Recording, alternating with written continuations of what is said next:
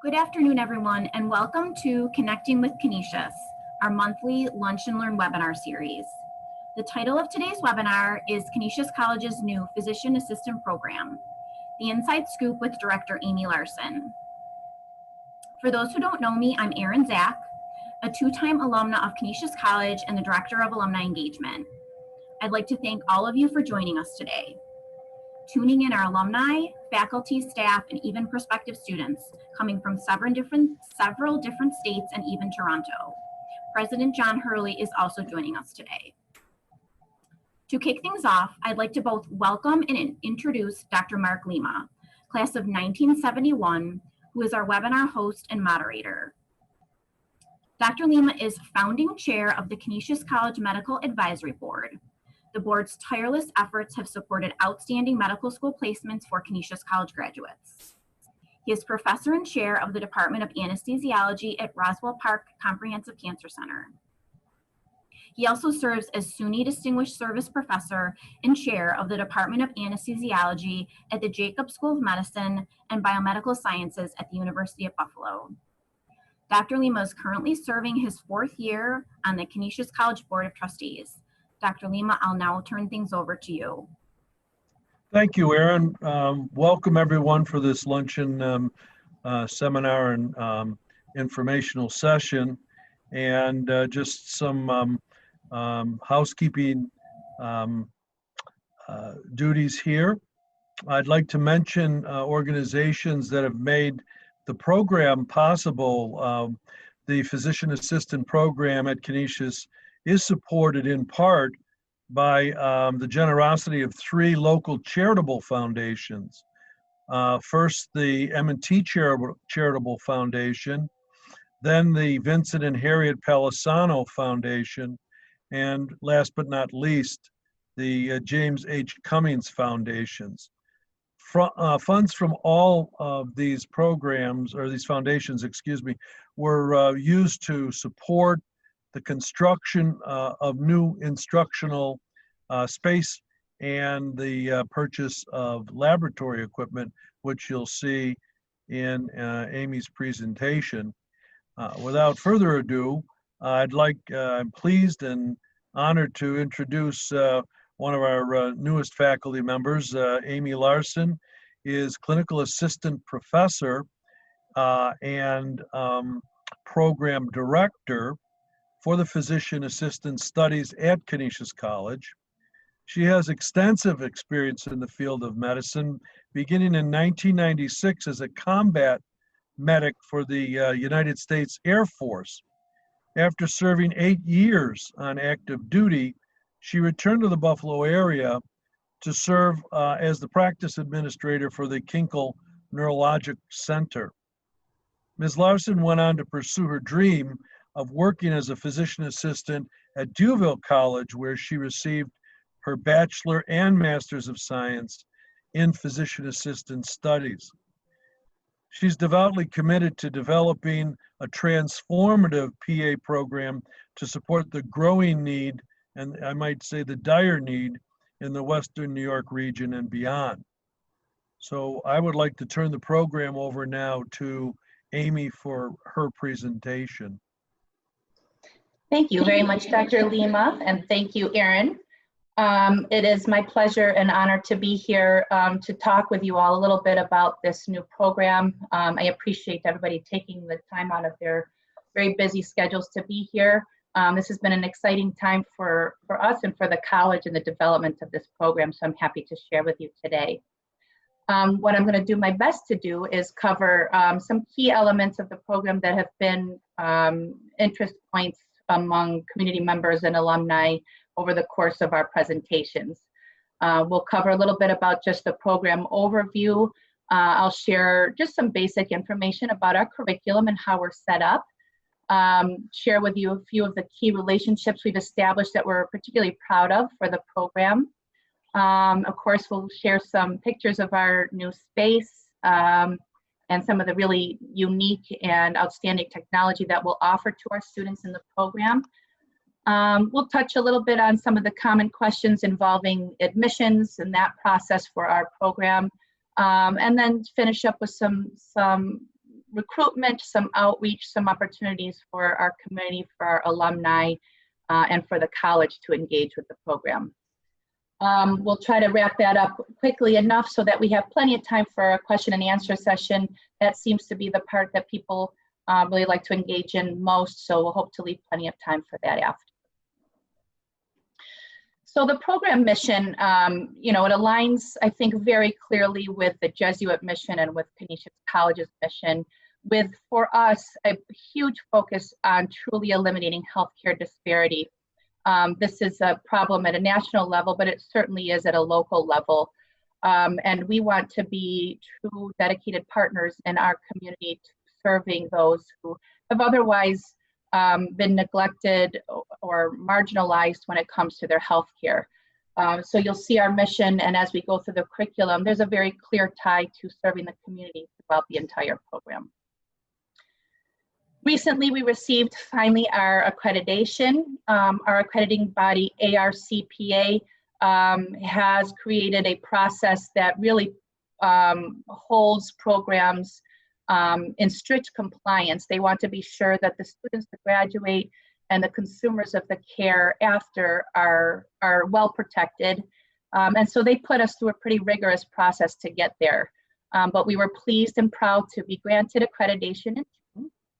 Our accreditation status is provisional, and this essentially means that we're under close monitoring, or a bit of a probationary period, if you will, as we bring our first cohorts into the college. Our accreditors will be out to see us multiple times between now and the time that we graduate our first cohort. We'll be required to submit data and proof that we're being successful in our instruction. So a big question always is, is it worth the risk for a student or an applicant to pursue a program that's in a provisional stage? And I can assure you that our accreditors make sure we guarantee proper instruction that students will leave here and be able to sit for their boards. About the same time, we also received approval through New York State Education Department. We were very lucky to have received a waiver actually to begin admitting students to process a little earlier than usual after we presented our program to them very successfully. So that was a proud moment for the program and the college to receive that rare waiver. The program as a whole is a little over 27 months or 7 semesters. We begin in January each year with a new cohort. The classroom portion of the training lasts for the first year for 12 months, and then it's immediately followed by 15 months of clinical training. Students will conduct clinical rotations in a variety of settings, but and they're the traditional settings with family medicine, pediatrics, surgical care, emergency medicine. But one of the nice things that sets us apart is that we also offer a full 2-month rotation in inpatient medicine. So we feel that that's an area that you learn medicine well and you collaborate with your colleagues well. So we really felt strongly about making sure our students were in the hospital setting for a nice 2 months. They will also have the opportunity to select 2 elective rotations in any area that they enjoy. Some students will take advantage of this as an opportunity to re-engage with a preceptor they were with that they'd like to work for. And others will explore some unique specialty opportunities in things like pediatric oncology, rheumatology, orthopedics, and other areas of that nature. So the students will be able to choose that. Our clinical education coordinator, Donna Anderson, has done a tremendous job for us in establishing an abundance of true quality rotations. And I'll share some of our key sites with you on that, but we're very excited about the opportunities our students will have. One of the other things about our program that we take pride in is the fact that we require service during their training. So it's not just a prerequisite for the program, but the students will be required to engage in service learning opportunities throughout the entirety of their learning experience. And the other thing that really I think sets us apart is the beautiful dedicated simulation lab. It's intimate. You'll see some pictures of that soon, and it's dedicated to our students. But what's nice about that simulation lab is it's also set up with infrastructure that really serves other professions well. And one of our hopes is that we actually engage, as we'll discuss in a little bit, with our community healthcare providers to allow them to take advantage of this space so that they can train with us as well. The curriculum is a systems-based approach. What that means is that our students will learn each body system. All of their courses will align together. So if they're learning about cardiology, everything that they're doing in the classroom space, with the exception of a few courses, all happens in the topic of cardiology together. So they will learn about the sciences involved with cardiology, pathology, genetics, pharmacology. They'll learn about the common clinical conditions and diseases that occur in cardiology, and then they'll be performing the hands-on histories and physicals, diagnostic procedures, different skills and simulations for cardiology. So the idea is the students should build on their knowledge base, and everything should feel that it aligns very well, that they're learning all of the components of a topic at the same time. We do offer some dedicated professional development courses that of course are not taught in that fashion, but we've actually created 3 specialized professional development courses for our students where they really will be able to hone in more on the healthcare issues, health disparities, global health and medicine issues, interprofessional relationships. We have an entire course that's dedicated to setting them up for professional practice, which is a little unique. So really taking the time to teach them about writing a CV, having an interview, how to choose the practice that you'd like to work for, and all of those topics. The program culminates with a special master's project that truly must be focused on community care. So students will have to conduct research and develop educational programs that could be used in the real world setting out in our local communities. So this is something that we also think sets us apart relating to our mission. Some of the key relationships, Dr. Lima did mention some of our funding partners that have been very gracious and we're very grateful for. But we also have some really unique opportunities that we've created in the community for education. The 2 that I have here listed that really stand out and make this program transformative and unique are an in situ simulation relationship with Sisters Hospital, in situ meeting on site. So Canisius will send our students over to the hospital to perform some true simulation activities with their faculty and staff. And the other one is for our interprofessional collaboration with the University of Buffalo. We identified early the need to have really good, true interprofessional education for our program, but the inability to do that on site at Canisius. So what we initially saw as a potential barrier or struggle ended up being something that developed into one of our greatest blessings with the program, because our students will have a unique opportunity with UB that we otherwise wouldn't be able to offer with other professional programs at Canisius. So these are expanding just a little bit on what we'll do with Sisters. When we talk about in situ simulation, we will create cases with their physicians, with their PAs, nurse practitioners. Their pharmacy fellows are very excited about this opportunity with us. So we will create cases and bring our students over to a dedicated space that Sisters has provided for us with 2 simulation rooms where we will perform anything from a code blue, conduct grand rounds, discussions, practice, or revisit a case that occurred in the hospital, common scenarios like overdoses or obstetric emergencies. Our students will be there in person with their staff practicing real time, which is really unique to our program.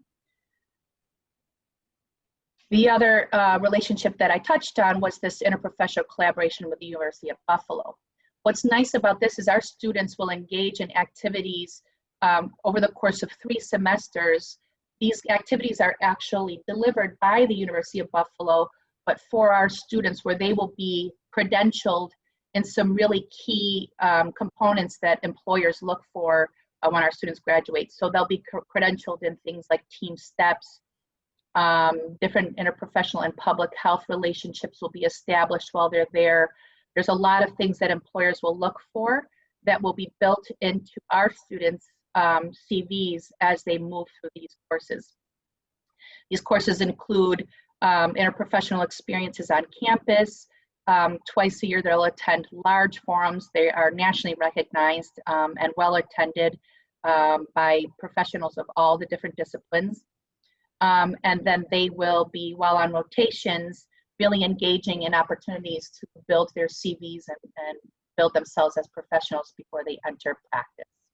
We're very, very excited about this opportunity.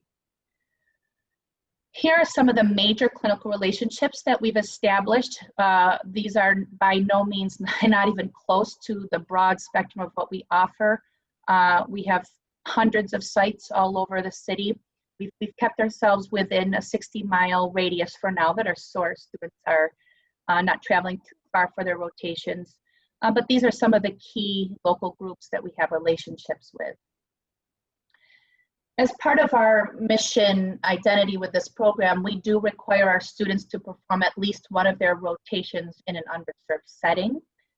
So we've been working very hard. Donna Anderson's been creating some really great relationships for us in sites that our students will be able to engage in with these populations that are important to us.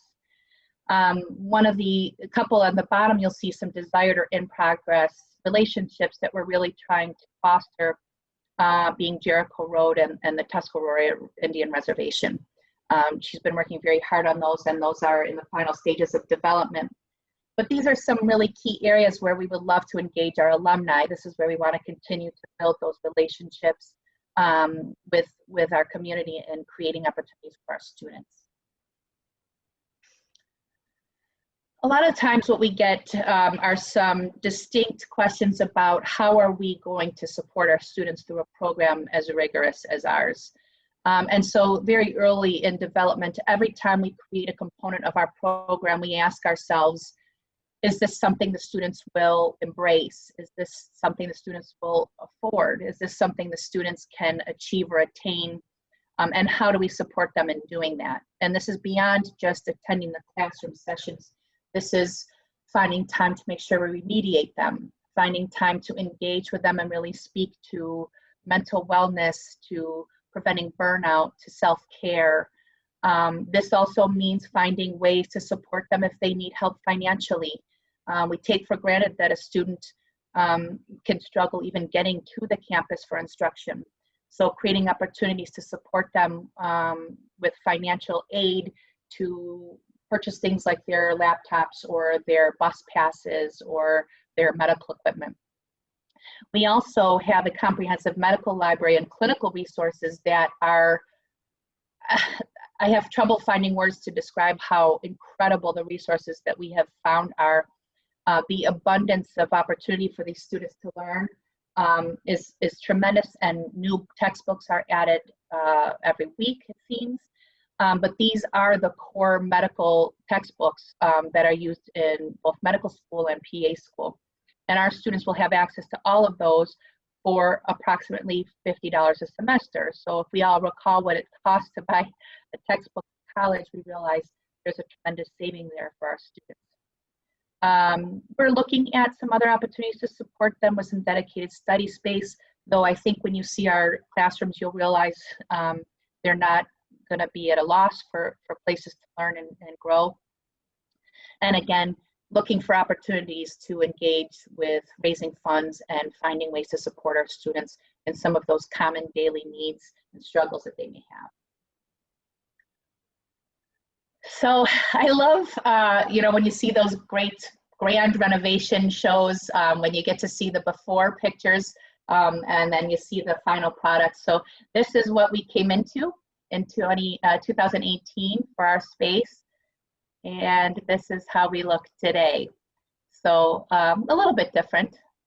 We have drywall on the floor, so that's a good start. But so this is our main classroom space, just as a broad view of that. A couple other angles. You can see the size of the space. It was created to be very open, so our students are having engaging and dynamic learning experiences. They won't be sitting in lecture for hours at a time. They'll move their as COVID leaves us and we can engage a little bit more safely in our space, they'll be able to move around, learn with each other, come back to these clinical skills stations, get their hands on some equipment, and then move back to the lecture space when needed. So it's a very dynamic learning. And here's just some of the trainers that we've been bringing in to just give you an idea of what those spaces will look like. So students can receive a little bit of lecture, for example, on airway management, and then come back to the tables and get their hands right into that equipment fairly immediately to start learning how to apply that information. The other half of our learning space is the simulation lab that I spoke to earlier. In this lab, there are 4 of these, I guess you could call them a mock exam room, although they're set up, you could see patients in all of these rooms. There are 4 of these and they're all set up the same. What's nice is they're equipped with audiovisual equipment that allows us to record the students' performance and share it with them. So we will mentor them through visual feedback so that they understand their strengths and weakness through demonstration. This is a picture. We've been engaging with high school students already, trying to get them excited about the health professions, trying to use our space and practice it for ourselves a bit. So this was kind of a fun day that we had with local high school students in the AHEC program, where we were showing them all of the fun features of our mannequins. They loved it. We could barely get them out of the space, so they were really excited. And this is a little bit more about that technology. We're going to talk about the famous anatomage tables. I know people are very curious about that. And this is a close-up of our simulator mannequin. These mannequins are high-fidelity mannequins. When our students touch or listen to this mannequin, they'll hear exactly what we've set up for them. So they're not trying to imagine what something might look or sound like, they'll get to experience it.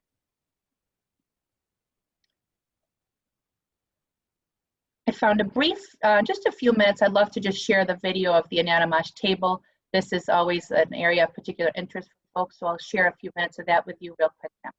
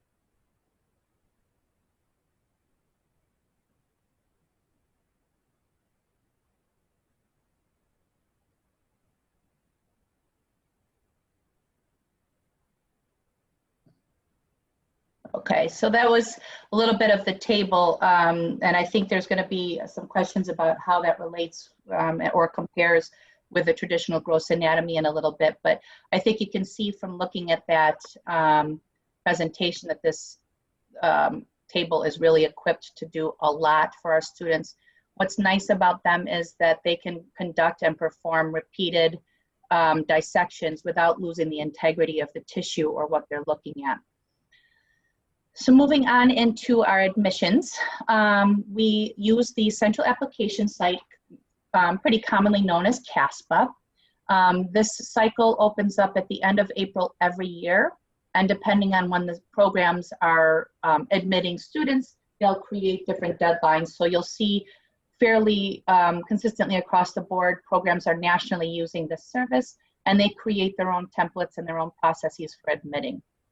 For us, the next cycle opens up on April 29th of next year, and all of our decisions are made internally. So we don't use the admissions office. They've been tremendous, beyond invaluable to us in helping us through our processes, and I can't thank them enough, especially Brandy Banks for her help with us. But everything that's made as far as a decision for this program is made by our faculty and staff. We do welcome and long for some community engagement in this aspect, and I'll discuss that in a little bit. So we would certainly allow folks to come in and assist with this process if they're interested. And we're always happy to share how and why we make the decisions for our cohorts. A big emphasis for us, though, is really on mission awareness. So you can see we generally, we have a pretty consistent GPA requirement for our program. It does fall a little bit on the lower side compared to some other programs. And we do that because we want to be sure that we're capturing students from all different backgrounds. Students who have been limited in their STEM exposure may struggle with applying to a program that requires a science GPA of 3.5 or 3.6. And we find that those students, the stories that they share and the passion they have to become a PA will set them up just as well as a science GPA will. You can see the list of the course requirements that we have. You must have a C or higher in each, but of course, your total GPA for those courses must equal 3.0. And here is our first cohort. We are so excited about this group of students. They are phenomenal. Their mission awareness and passion for this program, for our Jesuit identity, for health disparity, they blew us away. And it was very difficult to select these 30 students out of the 82 that we interviewed. They're a phenomenal group. I just created a little bit, I think this is important because of our mission. When we were beginning to develop this program, we talked about trying to hold ourselves accountable to recruitment of students that could go back into the community and truly serve the underserved. And nationally, on a national level, our profession struggles with doing that. You can see some numbers here where we're really not doing as good of a job as we need to be doing professionally with getting students of color, students of underserved backgrounds into PA education. So early on, we really sort of internally held ourselves to at least a 20% recruitment of students who would come from an underserved background. And we exceeded all of our expectations with this first cohort. But there's a lot of work that needs to be done. You can see with the numbers as we compare. The big area for us is engagement with the American Indian population. So these are some of the areas that we know we want to continue to improve our recruitment. And that's based on the numbers that we have for our cohort, but also on the narrative that's occurring across the country for PA education. One of the ways we intend to do that is to improve our outreach in our local high schools, really getting students interested and engaged so that they start to become passionate about their sciences and their math early on in their education careers. We have been working a lot with local pre-health programs. Dr. Allison Backstrom is the director of our pre-health center, and she's been a huge advocate for us and a huge support in creating those relationships. But we want to do that with continuing to host. So I mentioned AHEC earlier, which is a program that really engages students who might otherwise struggle with access to healthcare or science opportunities. We're talking about creating our version of a medical big brother or big sister with some of the local high schools. And this is really where we would like to see our alumni engage with us. If you're finding opportunities where we could be out there doing more for our community in an area that you work in, or with a colleague or with a family member, please reach out to me because we're consistently looking for new opportunities. And again, as I mentioned earlier, we really want to be able to open up our space. It's a beautiful space, and maybe engage with some of our local fire departments, police departments, and allow them to come and train as well so that we could be good community partner. These are some areas we thought that might be interesting for some of our alumni and community members to engage. We'd love to invite you to our committees. We're always looking at process improvement. It's not only important to us, but it's required. So any way that we can continue to grow and improve for our students, we welcome feedback from our community. Again, the community service opportunities. If you have opportunities for us to engage, please let us know.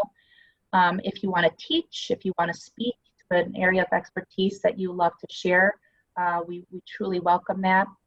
And then again, in student support, helping us, with raising funds or doing things to help directly support our students. This is where the student engagement comes into play. I believe we have a few potential PA students in the pipeline for this presentation today, and we've conducted a few seminars already. We did one recently with 5 local colleges, Niagara University, UB, Buffalo State, Medaille.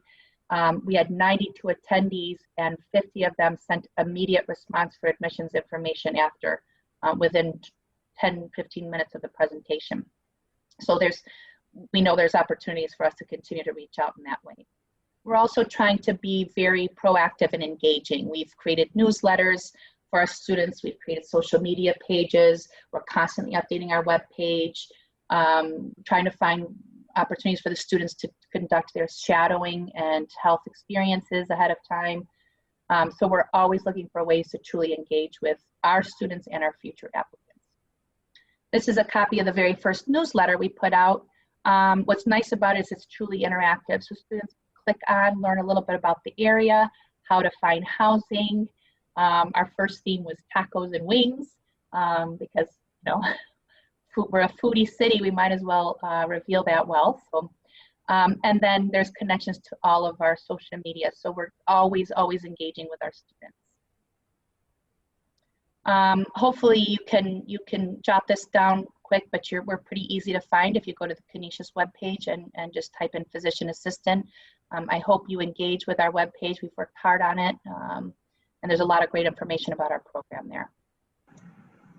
That's about it. I just wanted to give a special thanks again to Erin, to our folks in the Institutional Advancement and Alumni Engagement Office, to some of our key Board of Trustees, Dr. Lima, of course, here today, and Mr. Hartigan has been spreading the word about this presentation today, so I thank him. Of course, this program would be nothing without the support of our senior leadership. My colleagues in program direction across the country are envious of the support that we have, so I thank them wholeheartedly. And now I will open it up to some question and answer. Thank you. It's a wonderful presentation, certainly complete, very informative as to the direction in which the program is going and what it offers. Before we open it up to the audience, there are some pre-submitted questions that I'm going to read, and Amy will be able to answer most of them, I believe. The first one is, how do you foresee managing the mental well-being of students in what will be an academically and demanding program? That's a great question, because I think we take that for granted. Our students will be with us Monday through Friday from 8 to 5 with very little break, and there's a lot of content for them. So we know we have to address burnout. We know we have to address mental wellness. Dr. Kimberly Bernowski is one of our faculty members. She's also a yoga instructor. So she has built into her courses times for reflection, meditation, and yoga.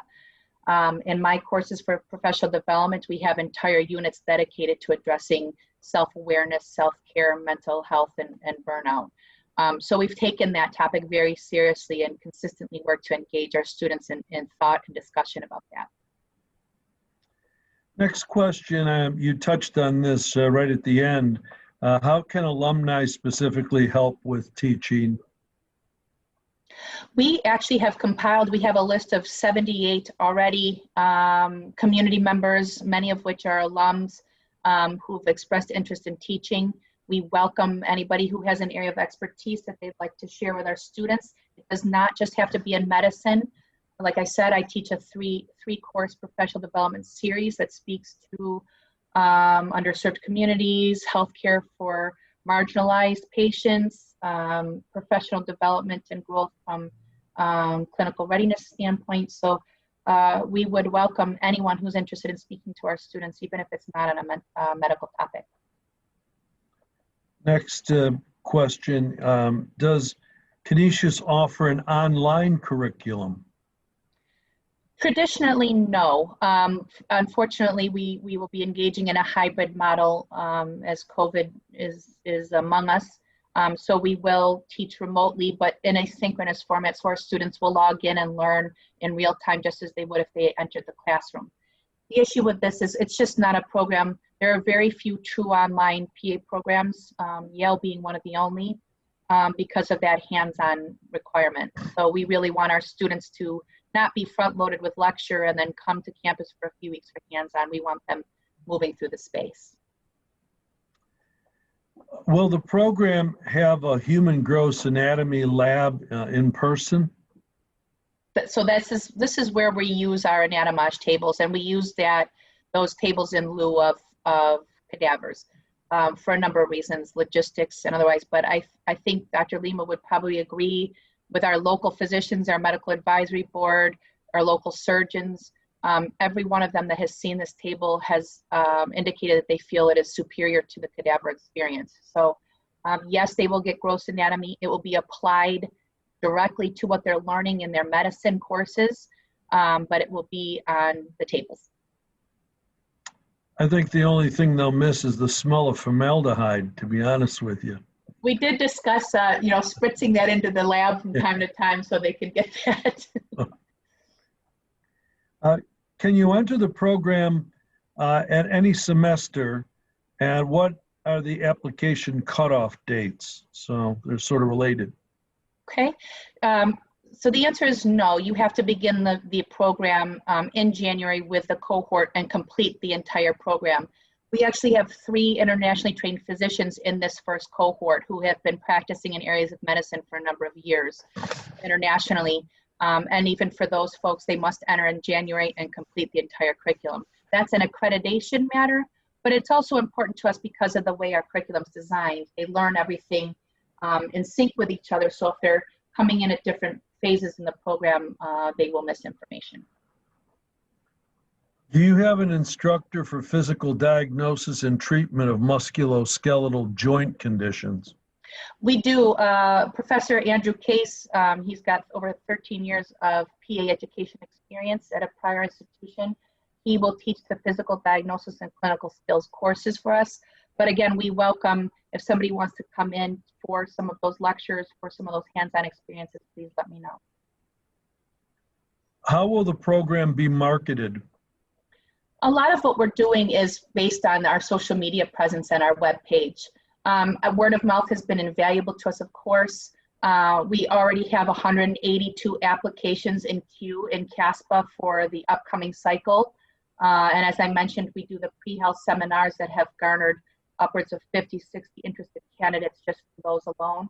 So we're trying to do it through community engagement, but we're also trying to be thoughtful about how young students engage with information and using social media for that.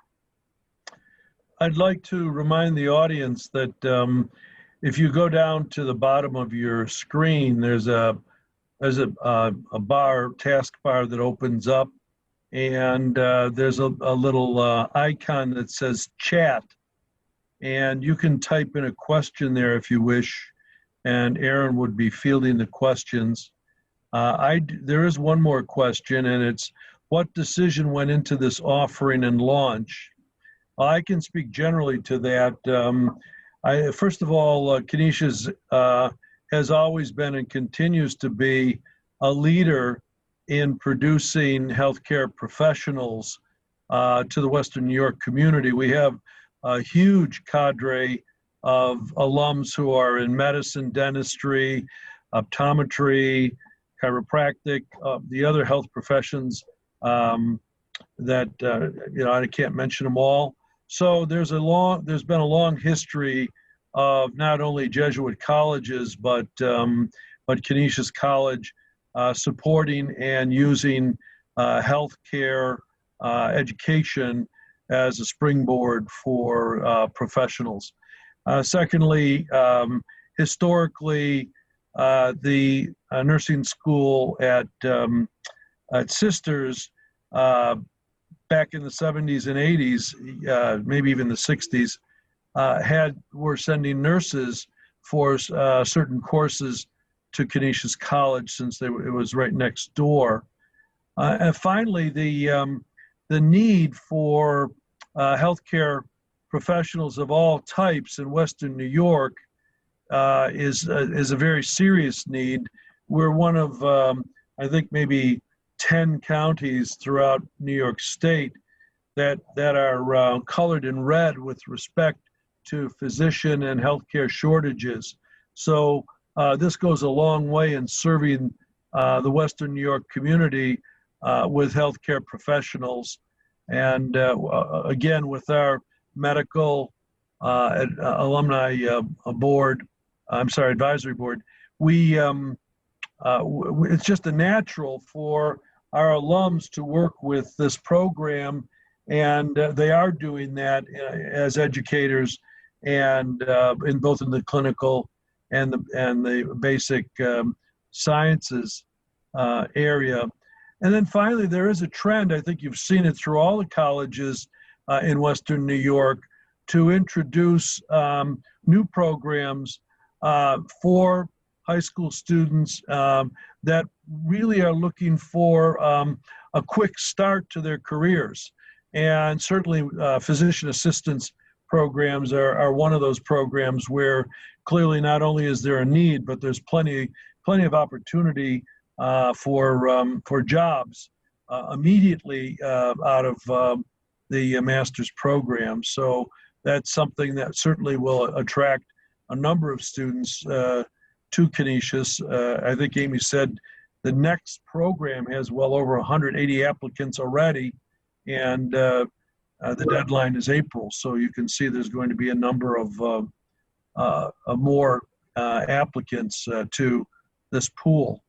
So those are my answers. I think we have a couple of questions and answers now. With the cohort model, how will personal medical leaves from academics be handled if necessary? So if that happens, the students will come to me and meet with us about how we can keep them engaged. They can take a medical leave, but they would be required to start over from the earliest phase that they were in. So if that medical leave needs to occur during the didactic or classroom phase, we would continue to support them during their leave, but then they would be decelerated into the following cohort and begin again. If they made it through the didactic but need a leave of absence during their clinical time, the same would apply. If it's a short medical leave, we do have time built into our clinical year where students can take that time without having to prolong their graduation. But we will find every opportunity we can to keep them engaged, prolong the graduation if we can, but at the very least, cycle them to the next cohort to continue their training. Will there be opportunities for psychiatric, in parentheses, PNP interests? Absolutely. In fact, that's a required rotation for us. So our students will do a 4-week rotation. We call the rotation behavioral medicine so that they can engage in a number of different settings. And we would love to have any support in that area if we have a PNP or a psychiatric PA or an MD that wants to support our program. There was earlier on, there was a question about the sound on the video. It couldn't be heard very well. And Erin is going to, I think you probably all saw it because it went to all the panelists, or all the, it should be everybody, that she will be posting a link. And this way, if you want to hear the audio with the video, it'll be available to you. In light of recent developments in Erie County regarding the COVID pandemic, is there a concern that COVID will impact the in-person learning? Yes, there is for us, just as there is with the other programs on the campus and just as there is with the other PA programs across the country. What we've done is meet on almost a daily basis to discuss our procedures for this, we have some tremendous technology that we have embedded in our program to deliver synchronous, real-time, remote learning to our students. We do need to get them to campus, so we have some very, very strict procedures for getting them into the learning space safely, and they're all aware of what those are. But of course, we are concerned. The area that programs nationally are struggling with are clinicals. So fortunately, our students won't be looking to engage in the clinical rotations until January of 2022. And our hope is that we've had a handle on the infection, the virus itself, but also on how to engage with those relationships in the event that there are some limitations there. But like I said, we have an abundance of clinical sites. They've all been very supportive, continue to express their support of our program, even in light of COVID. So I think we're handling the challenges as best as we can, but they're certainly there. Is there a direct entry program that incoming freshmen can apply to? There is not for as far as a pre-PA direct admit, but there is a very, very high quality, well-developed pre-PA track at Canisius. Again, managed and advised by Dr. Allison Backstrom. She's well aware of our needs and what we need from students, so she advises them well. But at this point, we don't have a direct entry. This question, I have a broad network within medical industry. How do I get on either the admission or advisory committee? I can offer suggestions and guidance. I would love that, and we'll meet with you as soon as you're available. If you want to email me, my email is Larson, Larson, and the number 8 at canisius.edu. If you forget that for some reason, you can certainly find me directly through the webpage, our program webpage, or at Canisius. But please reach out. I welcome your input. Is there a requirement that the cohort live on campus? No, we're a graduate program, so the majority, believe it or not, in this first cohort, there are only 5 local students. We have students coming from as far away as Hawaii. We have 3 from California, a few from Florida. Most of them are coming here and renting, and we actually set up a communications network for them in the event that they want to rent together. And we have a handful that are coming with their families to Buffalo and purchasing homes. Our hope is that translates to our students staying in the area after they graduate. So they are not required to live on campus, and most of them will not. I might be able to answer this one, and then Amy can chime in. Why start a PA program at Canisius when there are established programs at Bew Hill and Damon? Well, the simple answer is that they just don't produce enough PAs for the Western New York community and surrounding areas to support the need. So, and secondly, the accrediting body looks at the need and looks at the availability of programs within a region because they do not want to overload any one region with too many programs. So I don't know if Amy wants to add to that, but those are the 2 short answers to that question. Yeah, I think that's perfect. I think there's tremendous need, and we can continue to fill those gaps. Let's see, moving down here. Is there a service hour requirement for admission to the program? Yes, you have to conduct a minimum of 100 hours of community service. It's been a challenge. A lot of programs are looking at what that means in light of COVID. Students are struggling to get some community service time and also their healthcare experience and shadowing time. And we've been working with our students. So when they reach out looking for sources or recommendations or connections to be made, we're helping them with that. Let me see, I might have another question here.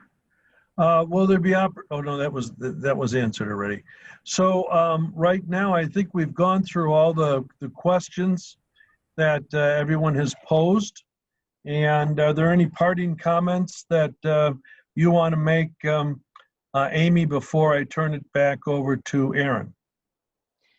No, just again to emphasize the importance of us engaging with all of you. And we have a very welcoming faculty and staff with our program. So if you have questions that you didn't think to answer now and want to explore some things further, please reach out. But we really are committed to that community and alumni engagement. Well, again, I want to thank you for a wonderful presentation and fielding a lot of very good questions. And I want to thank Canisius for allowing me to moderate this session. And I'm going to turn it back to Erin. Thank you, Dr. Lima, for both hosting and moderating this session. And a huge thank you to Amy for sharing the exciting details about the new PA program. I would also like to thank our audience for joining us. The college really appreciates your interest and your support. As I mentioned before, the Connecting with Canisius is a monthly series. Our next edition will be held on Thursday, December 10th at noon, and will feature alumna Fatima Rodriguez-Johnson, who is the college's Associate Dean for Diversity and Inclusion. Fatima will be presenting Diversity and Inclusion at Canisius, being called to make a difference. I invite all of you to join us for this important and dynamic discussion. Details and registration can be found on the alumni event webpage. And as Dr. Lima mentioned earlier, I will send out a link to all of our attendees with the video so that you can watch it with sound. And I wish everyone a safe, healthy, and happy Thanksgiving. Well, thank you again, and goodbye all. Thank you very much.